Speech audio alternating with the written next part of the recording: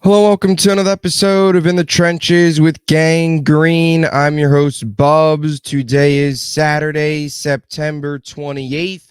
We are just a little over 24 hours away from the New York Jets Week 4 matchup against the Denver Broncos back at MetLife Stadium after about a week and a little bit off here, 10 days off for the New York Jets since their Thursday night victory over the New England Patriots last week. They will get back into action tomorrow afternoon and cannot wait for this game as the New York Jets get set and hopefully pick up win number 3 on the season to get to 3-1 on the year as they look to make Denver 1-3 on the year. Both these teams come into this game off of dominant victories, Denver against Tampa and of course the New York Jets at home against New England. This is episode 391 of the In the Trenches with Gang Green podcast. I thank you, as always, for joining me. As you know, it is another preview episode. We will be breaking down all angles of this game for the New York Jets. What do the New York Jets need to do to come away with a victory? Their road map to victory. We will give it to you today on the podcast, as we always do here on the preview shows. We do preview shows like no one else. We break down all angles of each game every single week, and fired up to do it again here for the Denver Broncos Week 4 matchup. As always, though, before we begin, let me tell you about our podcast partners, starting with our friends over at BetUS. Football season is in full swing. We have hit Week 4. At the time of this recording, it is Saturday. So if you want to get in on the action as well for college football, make sure to check out BetUS, America's favorite online sportsbook. Plus, my viewers, use the link in the description of this video to get a 125% sign-up bonus on your first 3 deposits up to $2,000. You take a look at some betting odds for Aaron Rodgers passing touchdowns against the Broncos tomorrow afternoon at MetLife Stadium. 1+ touchdown minus 556. 2+ is at plus 112. 3 or more plus 351. 4 or more plus 1,231. So if you want to you like any of these bets and you want to make them, check out BetUS. Aaron Rodgers, big day, 4+ touchdowns. We will see tomorrow afternoon. As always, make sure to check out Huga House. You see the hat I'm wearing right now. If you want this hat or this same hat that comes in black, it is an Aaron Rodgers special edition 20th season Huga House hat, limited edition. If you want to check them out, make sure to do so because they're going very fast. Make sure, use the link in the description of this video, and at checkout, promo code BUBS for 15% off your purchase. Or if you want any other hats that Aaron Rodgers wears all the time, make sure to check them out. And of course, our friends over at SeatGeek. If you haven't used SeatGeek before and you're looking for tickets for tomorrow's game, last minute tickets are dropping. There's some great deals. Look for the green dots. Those are the good deals. Those are the tickets you want to purchase. Whatever the price of the ticket is, subtract $20. When you use my promo code Bubs on Sports, get yourself out to the game tomorrow. And it's not just Jets. It's not just football. You guys know anything. If you haven't used SeatGeek before and you're looking for tickets for any type of event, not just sports, promo code Bubs on Sports for $20 off. Now let's get into today's podcast, game preview number 4 on the season. Man, it is great to do game previews with, the Jets rolling, winning 2 straight games, feeling confident about tomorrow. Aaron Rodgers looking like his vintage self last week. I'm fired up for tomorrow. I think the atmosphere tomorrow at MetLife Stadium should be awesome. 1:00 game, the only real 1:00 game at MetLife here for a while, really until December, I think, is the only 1:00 game that the Jets have here at home. Fired up for this one for the Jets as they look to improve to 3-1 on the season, win their 3rd straight game. When you take a look at the injury report in this one, we'll break that down quickly, and then we'll just get some opening thoughts before we get into some offensive, defensive keys, our X factors, of course, matchups to watch. And as always, my prediction at the end. The Jets injury report, not too surprising. Morgan Moses is out, of course, with the knee. We knew that would be the case. Didn't practice all week. He'll be out about 2 weeks or so. They didn't put him on IR, so clearly they feel like he will return before that 4-week window. If I had to guess, he'll probably miss this week, miss next week against Minnesota, and then probably play that Buffalo game on Monday night. That's just me. Could be wrong. Maybe they return him for that Steelers game after Buffalo, but we'll see. Only time will tell. He will miss this one. And CJ Mosley is doubtful in this game, still dealing with the toe injury. The Jets are taking it very, very slow with him, being very precautious with him. Even Mosley himself said he doesn't want to get into a situation that he got into, of course, in 2019, where he hurt his groin in week 1, tried to rush himself back, ended up needing season-ending surgery on that groin. So I also think part of this is Jamien Sherwood's been playing so well. There is no need to rush Mosley back and risk a possible re-injury because Jamien Sherwood, Chaz Surratt have stepped in and done really, really well in the absence of Mosley last week and even when he missed time in that Tennessee game. So overall, clean injury report, no major surprises there for New York. As for the Broncos, 2 players will miss this game, J.L. Skinner and Alex Singleton is the big one. While he's not on the official injury report because his season ended with a torn ACL, he does have to be mentioned. A massive, massive blow for this Broncos defense. Tore his ACL against Tampa Bay. Will miss the rest of the season. Huge blow for this team. Huge blow for them against the run. This is a guy that is a 10-plus tackles per game type player, one of the better linebackers in football, one of their better players over the last couple seasons. So he's a massive blow to that defense.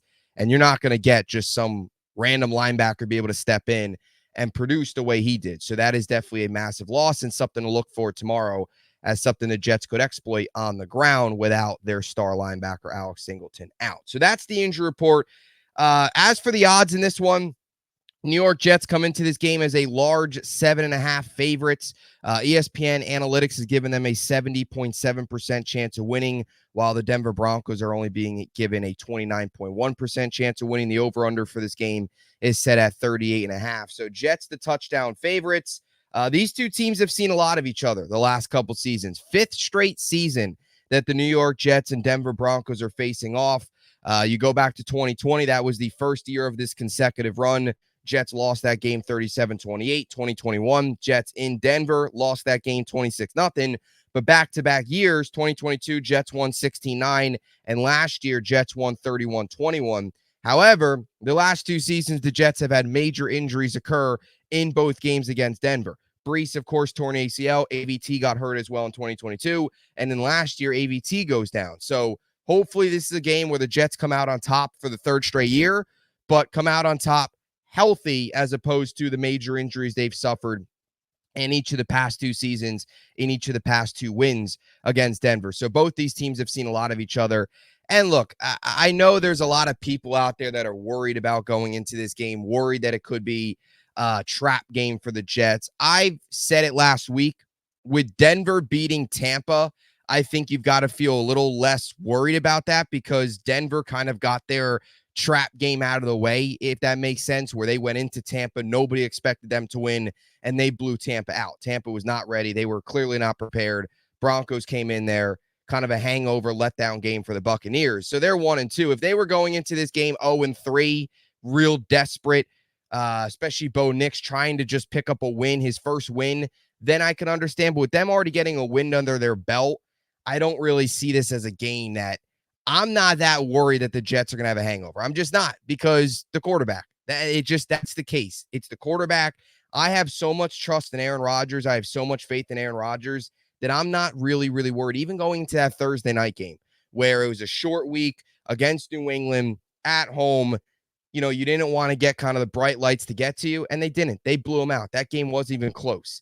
So I just trust the quarterback. If this was a game where Zach Wilson would played really well the week prior, they won, and now they're playing a really bad team, I'd be really worried because you'd have real trust issues. And Zach or all the quarterbacks that the Jets have had the past couple of years going under center to keep it up. Rodgers, I just have so much trust in him. You have so much faith in him.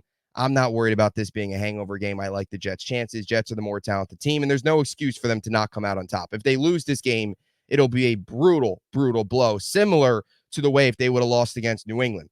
These are games the Jets got to just pick up W's. You play who's in front of you. You take care of business. Good teams beat up on the bad teams, and you've got to hope that the Jets do this again tomorrow afternoon back at home in front of what should be a absolute zoo at MetLife Stadium. All right, so with some opening thoughts, injury report, odds, all that stuff out of the way, let's get into the New York Jets road map to victory in this game. We will start on the offensive side of the football and deliver you our offensive keys to the game. I will start here. First key to the game here for the New York Jets is pass early to set up the run. We saw through the first 2 weeks of the season, the New York Jets have struggles getting the run game going. Early in games, not even just struggles getting the run game going, but early in games, we've seen the Jets really, really struggle in terms of getting the offense going against San Francisco, against Tennessee, and specifically the run game. They would run, pass, run, pass. Against San Fran, against Tennessee, we saw that it wasn't working. Offense would eventually find its groove, but running early to set up the pass just was not working. It wasn't a good way to establish the run. Last week on a short week against a secondary that got toasted the week before against Geno Smith and the Seattle Seahawks at home, for a short week, I was really pleased with the way that the Jets came out and formulated their game plan. And there's a lot of credit that goes, of course, to Aaron Rodgers for executing, and also a lot of credit, I know people sometimes are scared to give him credit, but to Nate Hackett, because he went out, made the proper adjustments, recognized that New England was a little vulnerable in the secondary, just 4 days removed from allowing 330-plus passing yards against Seattle, and the Jets attacked them early in the pass game. And that's what I want to see tomorrow. But I want to see it tomorrow where they're able to pass early, put the defense in a position where they're focused on the pass, having to stop the pass, Rodgers rolling out, making plays, extending plays, where then you can kind of keep the defense guessing by passing early. That opens up the run. That's what we saw the New York Jets do last week. They were able to pass early on, and they were able to open up the run. Breece Hall had a couple nice plays. Braylon Allen, of course, continues to dominate and just do things that you can't believe he's only 20 years old and the youngest player in the NFL. So that's what I want to see tomorrow. And I want to see it tomorrow because this is a team that their one weakness is against the run. Early on here in the season, the Broncos defense, headlined by Vance Joseph, of course, the defensive coordinator, have done an amazing job so far in almost every single area except stopping the run. They currently have the 21st ranked rushing defense in football, and we all know what Breece Hall has been able to do against Denver in his career. In 2 games against the Denver Broncos in Breece Hall's career, he's had 26 carries for 249 yards, 2 touchdowns, and 9.6 yards per carry. To average that out over those 2 games, that's 13 carries, 124.5 yards, 9.6 yards per carry, and a touchdown. And what's crazy, he tore his ACL in 2022. That game, he only had 6 carries. So if he plays the rest of that game, we're probably talking about Breece having 300-plus yards in 2 games against Denver. You know, there are some guys that just dominate certain teams. And Breece Hall might be on his way to just dominating Denver throughout his career. But you know Denver's going to be expecting the run tomorrow. They're going to make it a focal point to stop the run, especially because that's a weakness of their defense. One of the only weaknesses of what is a pretty underrated defense in football. So if you pass early and force them to start guessing a little bit, because if you run early, they're going to expect it. You pass early, open that game up, and then you start getting Breece Hall and Braylon Allen and the killer bees involved on the ground. That's really where I think you could see this offense take off like they did last week and still left some meat on the bone. They could have easily put up 30-plus last week. So pass early to set up the run. Breece Hall, big day tomorrow. Something else I want to note about Breece, he's had 6 consecutive games with a touchdown. The last time Breece Hall did not score a touchdown, you'd have to go back to December 17th, week 15 of last year, where the Jets, of course, had that brutal loss in Miami 30-zip. Don't want to talk about that. Don't want to bring up bad memories. Good times to be a Jet fan. I also say this. Rodgers had his best week last week. You know, getting him into the rhythm, having himself get into the rhythm early in games is huge. Last week, 27 of 35, 77.1% complete percentage, 281 yards, 8 yards per completion, 2 touchdowns, no picks, 118.9 passer rating, 80.9 QBR. Best week as a Jet because he was passed early. He was rolling out. finding holes in the defense, and they opened up the run. So that's what I want to see tomorrow. First key to the game here for the New York Jets. Second offensive key to the game, I'm going to go with getting Tyler Conklin involved again. Heavy dose of Tyler Conklin I want to see once again tomorrow afternoon out at MetLife Stadium. This also kind of ties into my third key to the game, but we'll get to that here in a second. Tyler Conklin was non-existent the first 2 weeks of the season. In his first 2 games of the season, Tyler Conklin was a non-factor. Really, both tight ends, really. Jeremy Ruckert and Tyler Conklin both were able to get involved a little bit last week. Tyler Conklin involved a ton, which was great to see. But you look at Conklin going into last week, he had 2 receptions on 4 targets, 16 yards, 8 yards per reception. And Jeremy Ruckert didn't have any targets through the Jets' first 2 games, 120 minutes of football against San Fran and Tennessee. 4 days later, you go into New England, and Tyler Conklin has a career night. He had 5 receptions for 7 targets, 93 yards, 18.6 yards per reception.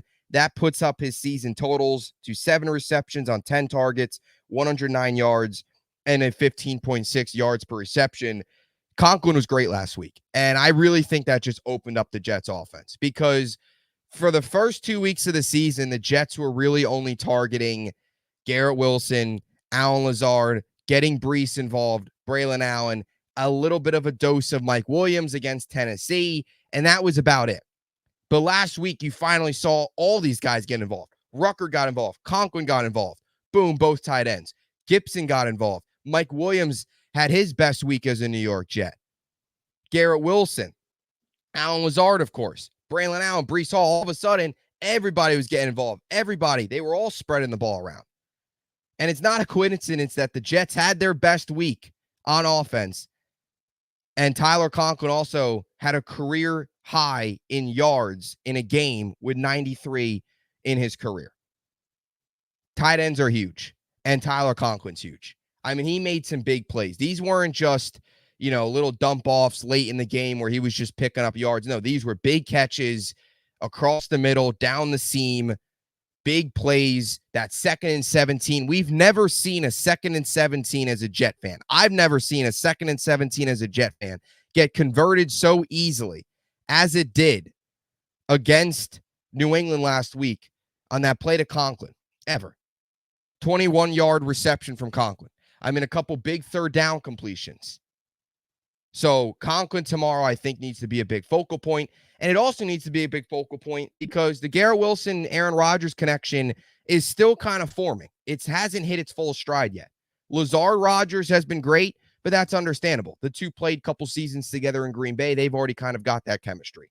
Rodgers and Wilson never really had in-game chemistry. They're still building that. And Garrett Wilson's gone up some great corners so far. I know he had the touchdown last week. He's going up against another great corner in the NFL. I mean, we're seeing the 2 best corners in the football take the field tomorrow in Sauce Gardner and Pat Surtain. But Garrett Wilson and Pat Surtain, I wouldn't be surprised if early on Pat Surtain has got his number and then the Jets adjust and find different ways to get Garrett Wilson involved. But early on, if Garrett Wilson's locked up and Pat Surtain's got him, locked down pretty good, you're going to need to look at guys like Conklin, pieces like that, even Gibson, Mike Williams, all these guys, but specifically Conklin across the middle, especially with Singleton out. Now safeties are going to have to more step up here. Other linebackers are going to have to step up. Coverage-wise, Denver takes a big hit there as well.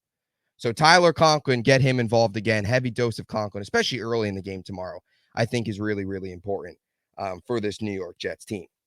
Third offensive key and final offensive key here for the New York Jets. We're going to go with the continued success on 3rd down. That has been, I think, the biggest difference for the New York Jets this season. But tomorrow, 3rd down success is so much more of a focal point because of the defense they're playing. And I'll tell you why here in a second. Now, let me give you the Jets' 3rd down numbers so far this season. The New York Jets this year have a 56.8% 3rd down conversion rate. That is 21 of 37, and that's 1st in the NFL. To put that into perspective, last year, and I wrote an article on this, it's up on the Jet Press, so if you want to check that out, definitely check it out. Went a little bit even more in depth on 3rd down and the Jets offense and the changes they've made and how it's gone from literally worst to first. Last year, how many times last season would we go into a game saying, please convert on third down, convert on third down, convert on third down? Red zone success was abysmal. Now the Jets are converting in the red zone. It's a beautiful thing. Last year, the Jets had a 26% third down conversion rate. That was worse than the NFL. So from last year to 3 weeks into 2024, the Jets have gone from 32nd in football to first in football in third down rate.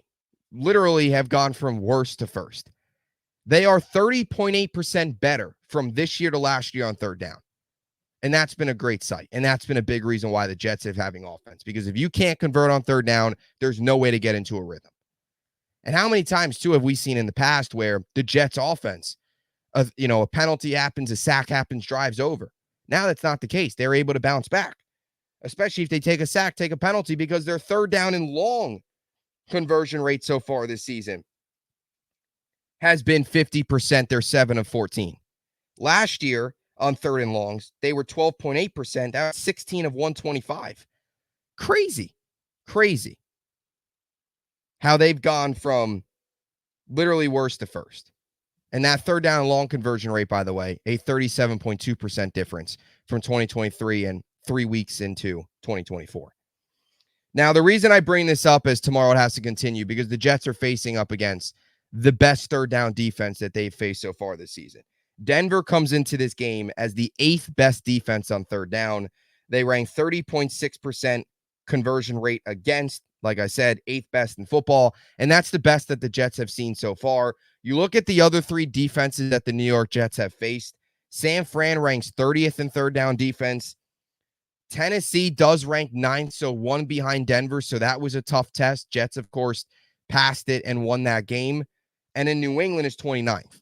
So New England and San Fran are 2 of the worst defenses on third down so far this season. And Tennessee's good, really good. Only 1 behind Denver. And Denver's, of course, 8th. So Jets face their best third down defense. It's going to be their toughest test so far. So something tomorrow that needs to continue is on third down. You can't have it where they kind of heat up. Denver's defense heats up. They do what they've been able to do, force 3 and outs.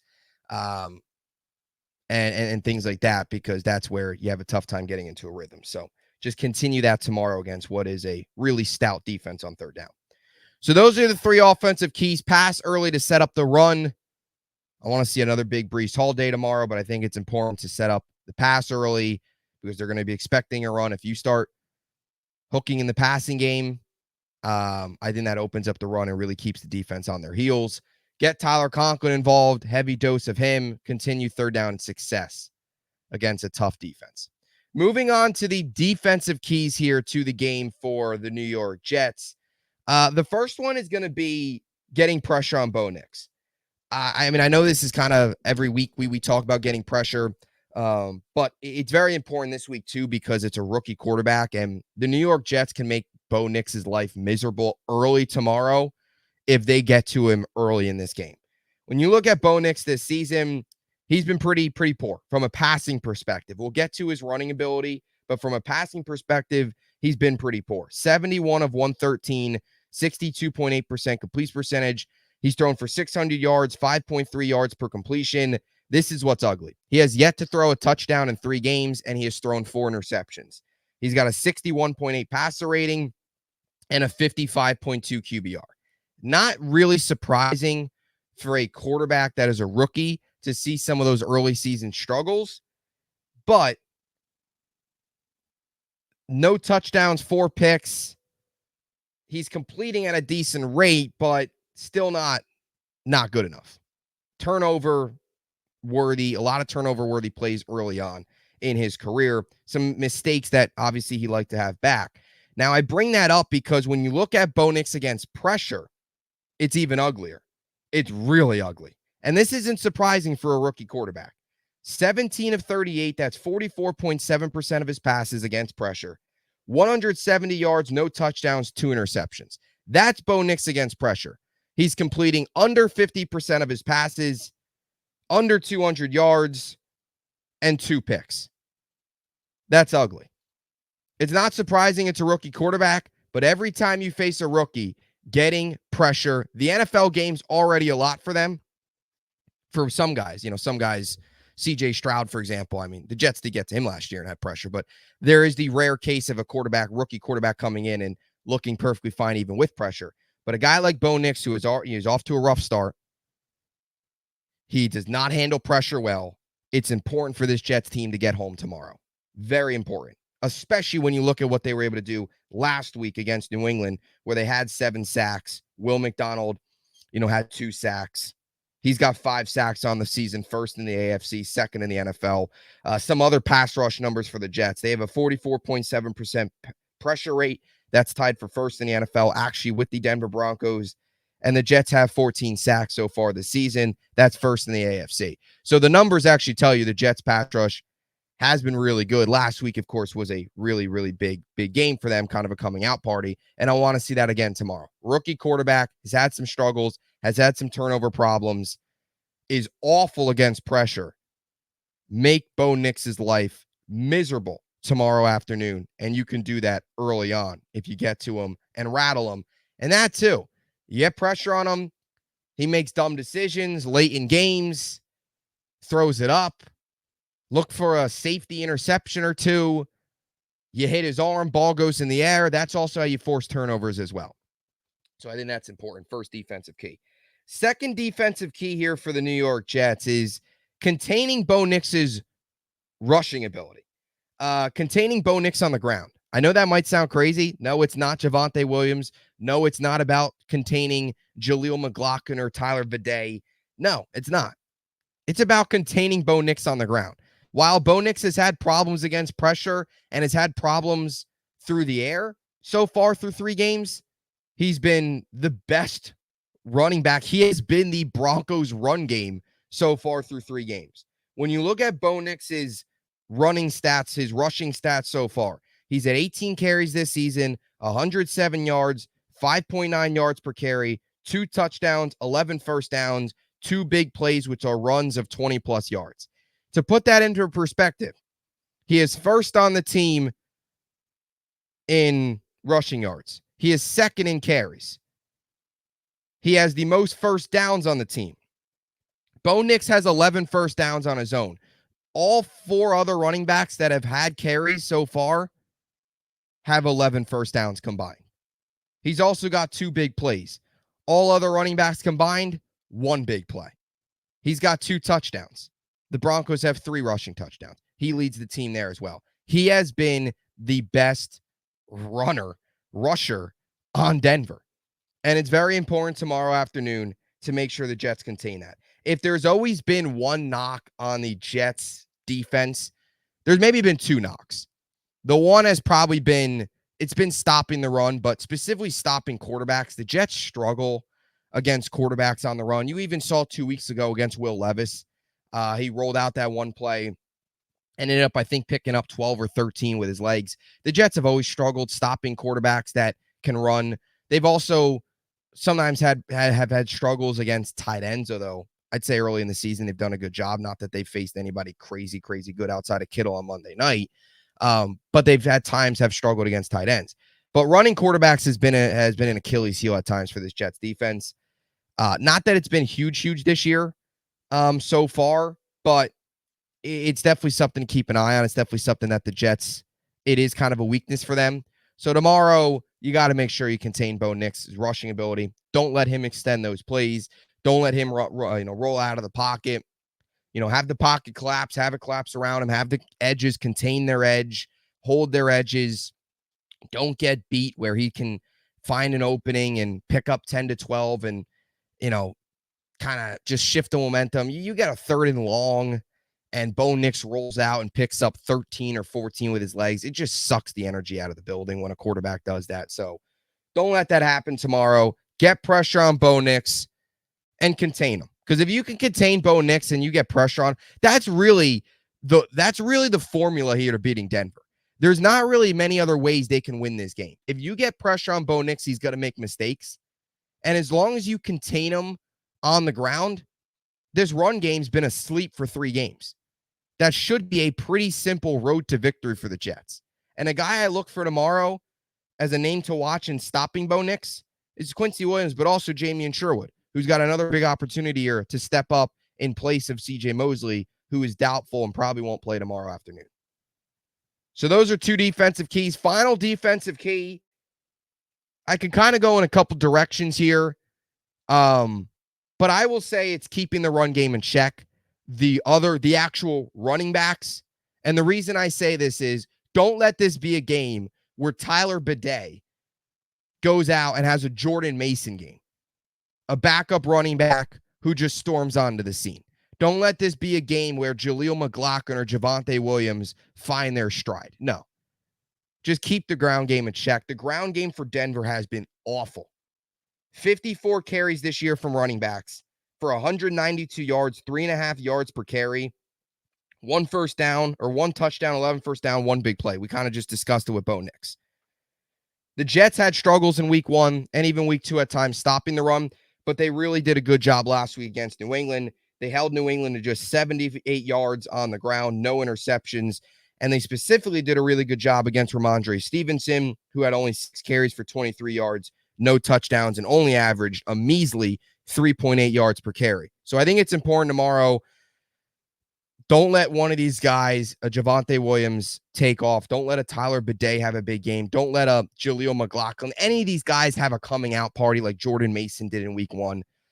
Keep them in check. The way the Jets season has kind of gone, it's been weird where the first 6 quarters was poor, right? 4 quarters against San Fran and the first half against Tennessee. But the last 6 quarters, it's been really, really good. And that same thing goes for the defense. First 6 quarters were awful. Last 6 quarters has been the defense we saw last year. So let's see more of that tomorrow. I think the Jets should be able to do a fine job containing Denver in the air. It's just the ground, right? Don't let one of those guys have a big game. And also, of course, keep Bo Nix in check. So again, 3 defensive keys: contain Bo Nix's rushing ability, get pressure as well, and keep what has been an awful run game. Keep it awful, if that makes sense. I will say this too. One other note about Bo Nix and the pressure. He's been sacked 4 times this year. Twice in week 1, twice in week 2. He was not sacked at all last week. And the Broncos won. Is that a coincidence? I don't think so. So pressure is huge. The one game he hasn't been sacked this year, Broncos come away with the victory. Make sure that doesn't happen tomorrow. All right, so those are your keys to the game on offense and defense. Moving on here to X factors. I'll go with a couple here. I'm going to go with Tyler Conklin on the offense. I think he's an X factor tomorrow. I could go Breece Hall just because he's so good against Denver. And I think if they can get him rolling early, that'd be huge. But it's Breece Hall. He's always going to make an impact in the game. So I don't really necessarily say he's an X factor. I think an X factor is kind of like an under the radar guy that you look to make an impact in this game. So I'll go Tyler Conklin. I think he's a big X factor, especially on 3rd down, right? We talk about it. Jets have been great this year, converting well over 50% of their 3rd downs.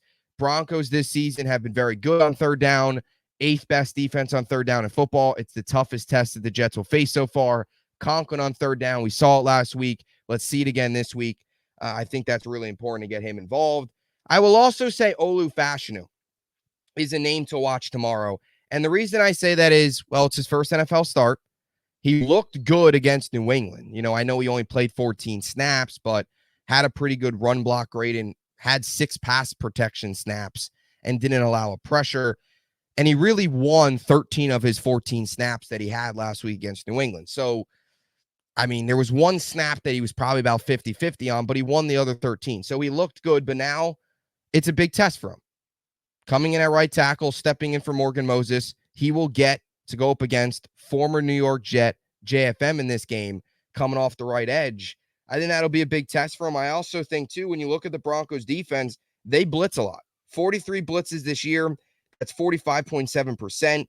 Those both near the top of the NFL. I think they're second in blitzes, and I think they're first in blitz percentage. Their pressure rate of 44.7% is also first, tied with the Jets, as I talked about earlier. They have 11 sacks. That's tied for 3rd in the AFC. And similar to the Jets, they're also coming off of a 7-sack performance last week. So Olu, rookie, they might try and throw some things his way. It's hugely important that he comes out, puts together a solid game against what is a really, really stout and solid Broncos pass rush. Broncos defense is very good.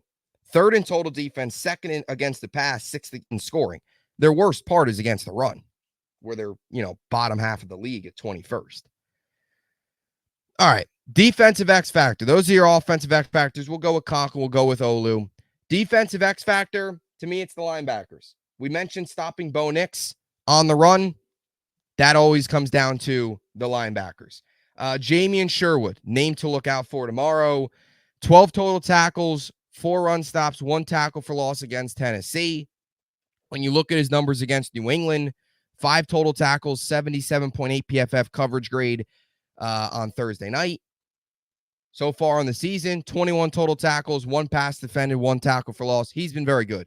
His sideline to sideline speed has been huge, and it'll be huge tomorrow. When Bo Nix goes to run, Sherwood's a guy, similar to Quincy Williams. Those are 2 guys that need to step up and make some big plays. And I think Sherwood's speed will be huge in containing Nix and limiting those big runs, those chunk plays that he's been able to get with his legs early in his NFL career. And Sherwood, too. I mean, what a story. And credit to Douglas and his coaching staff. I mean, this was a guy that was a 5th-round pick in 2021 that has come onto the scene and has converted from a safety to a linebacker and is playing a huge role and potentially could be playing himself into a starting role here in the future once C.J. Mosley is all said and done. So Sherwood looks for another big day tomorrow. So those are your defense and offensive X factors. Look at some matchups to watch here. Garrett Wilson, Pat Surtain, I think, is a big one. I also think it's just a big one, too, early in the game, just to see how the Jets are trying to, because early on, and Rodgers mentioned this last week, 2 high safety, the Jets have defenses, their main, like the opposing defense's identity against the Jets, their game plan against the Jets has been eliminate Garrett Wilson. That's what it's been. Let Lazard and these other guys beat us. And so far they have. But that's been their game plan. It's 2 high safety, put your number 1 corner on them, and eliminate them. And I assume that'll probably be similar to the same thing tomorrow. So early in this game, how does that matchup look? A very good receiver against one of the game's elite cornerbacks. That's a matchup to watch. Also, just getting into some of the other stuff. We mentioned Olu versus JFM. That's a trenches battle. I also look at another trenches battle. Brees versus the Broncos defense. That's a matchup there to watch as well. We talked about Brees earlier. 2, Brees against these linebackers. He gets to the second level. What does this Broncos team look like without their leading tackler in Alex Singleton? That'll be a big test for them tomorrow. And defensive matchups to watch. I'm going to go with an interesting one. I'm going to go with Will McDonald, who has 5 sacks on the season, as I talked about. That is second in the NFL, first in the AFC. Versus Garrett Bowles. Denver's offensive line, has had some struggles early in the season. They had some bumps in week 1 and week 2. They got better last week. Of course, Bo Nix was not sacked at all last week, so there was definitely improvement there. But there's been some moving parts. There's been some different names in and out. The one consistent for a very long time has been Garrett Bowles. He's been a very solid left tackle, one of the more underrated left tackles in football. Will McDonald will be a really good test for him. Had a great week last week. Can he come out on top again this week?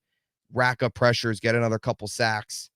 I mean, heck, if Will McDonald walks out of this game with like 7 sacks on the year, not 7 sacks in the game, I mean, you'd be looking at maybe a 15-sack season, 16-sack season for Will McDonald. That's just crazy what he's been able to do. So looking forward to watching that matchup tomorrow. I will also say this. For a New York Jets fan that might be worried, as I shift into my prediction, shift into closing out the show here.